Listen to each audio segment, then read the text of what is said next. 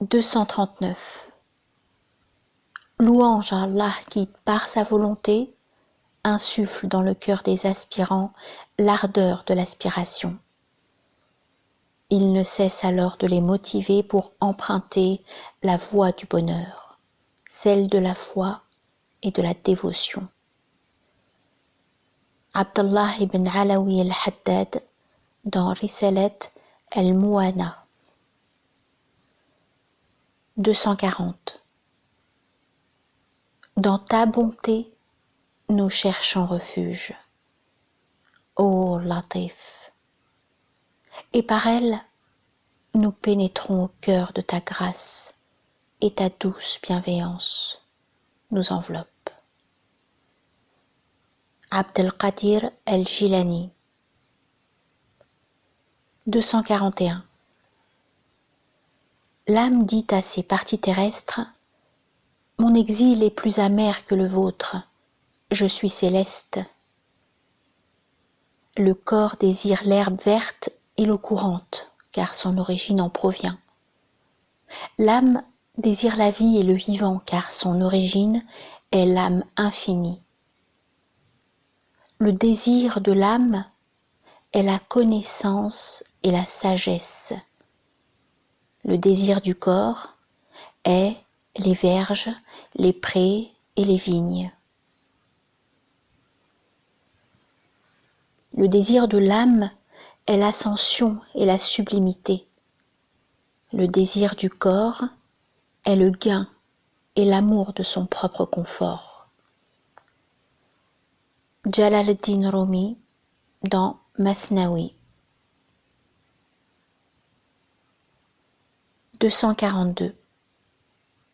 Il se peut que tu sois mauvais et que la fréquentation d'un homme plus mauvais que toi t'amène à te complaire à la pensée des bonnes actions que tu as accomplies. Ibn Ata'Allah al-Iskandari dans Al-Hikam, les sagesses.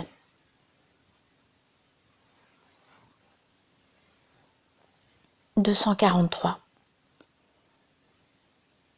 Et lorsqu'Allah le Très-Haut s'est réservé le pouvoir de gouverner le cœur, la miséricorde se répand sur ce dernier. La lumière y brille, la poitrine se dilate, le secret du royaume lui est découvert. Le voile qui l'aveuglait se dissipe de devant sa face par la grâce de la miséricorde, et les réalités divines étincellent en lui.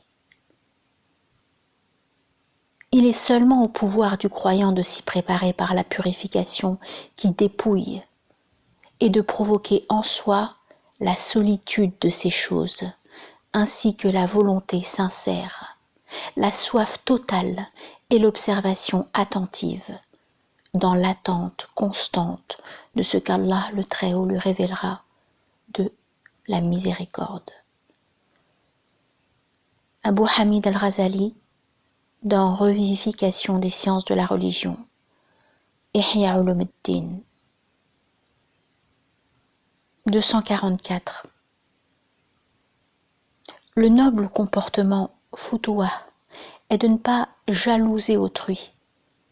On nous a rapporté qu'Abdurrahman ibn Abi Hatim a dit: l'un des signes des hommes de noble comportement est qu'ils ne jalousent pas autrui pour les grâces dont Allah l'a pourvu, qu'ils ne reprochent pas aux autres leurs vices, craignant qu'Allah ne les éprouve eux-mêmes de la même façon, et qu'ils sont satisfaits de leur propre destin. Abu Abdurrahman al-Sulami dans Futuwa. 245. Agis en sorte que ce soit une miséricorde pour les autres, même si Allah a fait de toi une épreuve pour toi-même. Abul Qasim al-Junayd al-Baghdadi. 246.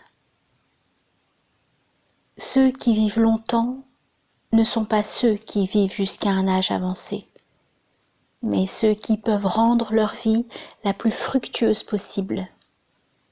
En fonction de cela, comme il peut y avoir des gens qui, même à 100 ans, n'ont pas une grande longévité, il est aussi possible qu'il y en ait d'autres d'à peine 15 ans qui aient pu atteindre les plus hauts degrés en consacrant leur vie à donner le plus de fruits possible.